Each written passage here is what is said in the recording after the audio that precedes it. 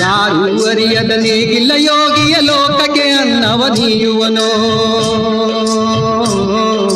ಹೆಸರನ್ನು ಬಯಸದೆ ಅತಿ ಸುಖ ಕೆಲಸದೆ ದುಡಿವನು ಗೌರವಗಾಶಿಸದೆ.